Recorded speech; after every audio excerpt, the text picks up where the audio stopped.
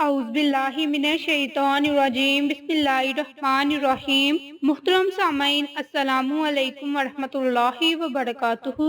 میں آپ سب کو اپنے چینل عائشہ اسلامک ہسٹری میں خوش آمدید کہتی ہوں اور امید کرتی ہوں کہ آپ سب خیر و عافیت سے ہوں گے، اور اللہ پاک سے دعا کرتی ہوں کہ اللہ تبارک و تعالی آپ سب کو خوش رکھے، آباد رکھے اور آپ پر اپنی ہزاروں رحمتیں بارش کی طرح برسائے، اور آپ کی ہر حاجت کو پورا فرمائے، آپ کی ہر خواہش کو پورا فرمائے، آپ کو صحت و تندرستی والی زندگی عطا فرمائے اور آپ کی زندگی کی تمام مشکلات، پریشانیاں اور مصیبتیں ختم فرمائے، آمین۔ آج میں آپ کے ساتھ چاند گرہن کا ایک خاص اور مجری وظیفہ شیئر کروں گی۔ گرہن ایک شاندار، دلکش فلکیاتی عمل ہے۔ یہی وجہ ہے کہ گرہن کا مشاہدہ کرنے والوں کے لیے سیاحت کی ایک الگ ہی برانچ قائم ہو چکی ہے۔ 26 مئی 2021 کو چاند گرہن ہوگا۔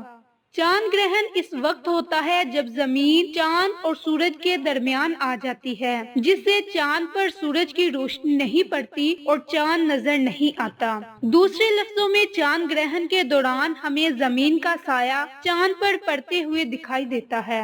جس طرح IAC کی تدریسی ہدایت نامہ میں وضاحت کی گئی ہے کہ سورج گرہن کیسا دکھائی دیتا ہے، وہ اس چیز پر منحصر ہے کہ سورج گرہن کا زمین پر کس جگہ سے مشاہدہ کیا جا رہا ہے، لیکن چاند گرہن میں اس کے بالکل برعکس ہوتا ہے۔ اس کا مشاہدہ دنیا میں کہیں سے بھی کیا جا سکتا ہے جہاں سے چاند افق پر نظر آ رہا ہوتا ہے۔ سورج گرہن کے برعکس چاند گرہن کا دنیا میں کہیں سے بھی زیادہ مشاہدہ کیا جا سکتا ہے۔ مکمل چاند گرہن کے دوران ناسا کے مطابق چاند اور سورج دنیا سے دو مختلف سمتوں میں ہوتے ہیں۔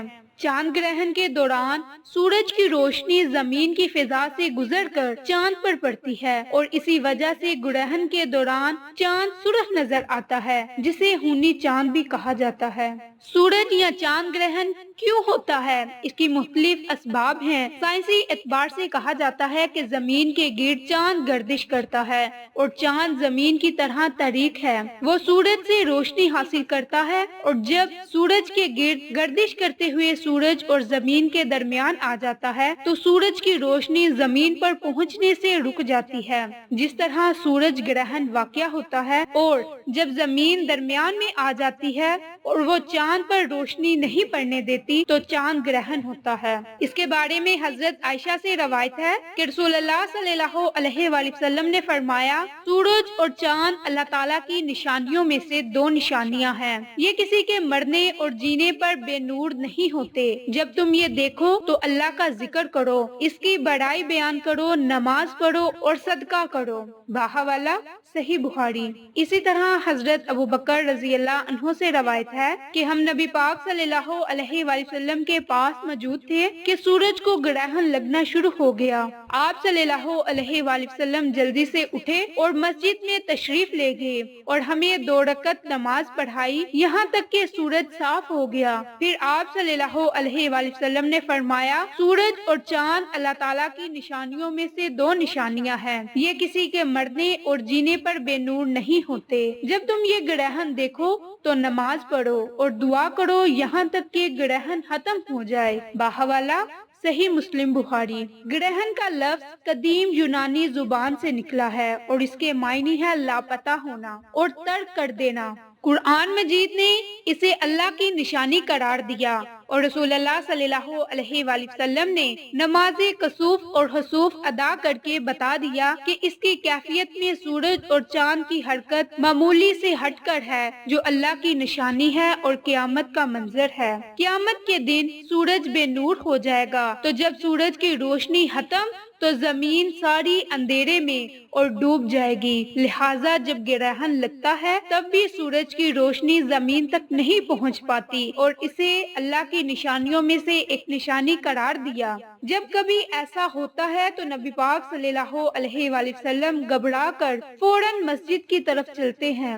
अहदीस मुबारक के मुताबिक ऐसे वक्त में कुछ हदायत होती हैं। इनमें से सबसे पहले मस्जिद में जाकर नमाज अदा करना, दूसरे नंबर पर इस्तगफार करना और तीसरे नंबर पर जिक्र व अज़कार में मशगूल रहना और चौथे नंबर पर सदका खैरात करना। तो सामने ये थी मुख्तसर सी चांद ग्रहण और सूरज ग्रहण के बारे में मालूमात, जो कि इस्लाम के मुताबिक और साइंस के मुताबिक मैंने आपके साथ शेयर की। तो सामने जब भी आपने चांद ग्रहण को देखना है, यानी कि चांद ग्रहण लग जाना है या फिर आपको इसकी मालूमात हो जानी है कि चांद ग्रहण लग चुका है, तो सबसे पहले आपने वुजू करना है और मर्द हजरात ने मसाजिद में जाकर अल्लाह का जिक्र व अज़कार करना है, कसरत से तौबा इस्तगफार करनी है और औरतों ने घर में तन्हाई में बैठकर कसरत से तौबा इस्तगफार करनी है। तौबा इस्तगफार आपने ज्यादा मर्तबा करे उतना ही ज्यादा आपको फायदा होगा। तो कसरत से आपने तौबा इस्तगफार करनी है। अब तौबा इस्तगफार की कई तस्बीहात मैंने आपके साथ शेयर कर चुकी हूँ, तो उनमें से कोई भी आप एक तस्बीह कसरत से पढ़ते रहें। इसके बाद आपने अपने लिए और अपने घर वालों के लिए सदका खैरात करना है। सदका आप किसी भी चीज का दे सकते हैं, किसी अंडे का या किसी पैसे का या किसी जरूरतमंद की जरूरत को पूरा कर दें या कोई भी नेक काम कर दें, यानी कि छोटी से छोटी नेकी भी करें तो वो भी एक सदका जारिया है। तो दूसरा काम आपने सदका खैरात करनी है। तो उसके बाद जो आपने तीसरा काम करना है वो है अल्लाह ताला का कसरत से जिक्र करना। जिक्र आप किसी भी कलमात का कर सकते हैं, जैसे कि आप इन कलमात को भी पढ़ सकते हैं, हस्बुनल्लाहु व नेमल वकील, हस्बुनल्लाहु व नेमल वकील। आपने इस तस्बीह को, इन कलमात को, इस कुरानी आयत को 313 मरतबा पढ़ना है और इस कुरानी आयत के अव्वल और आखिर आपने दरूद पाक को लाजिम पढ़ना है।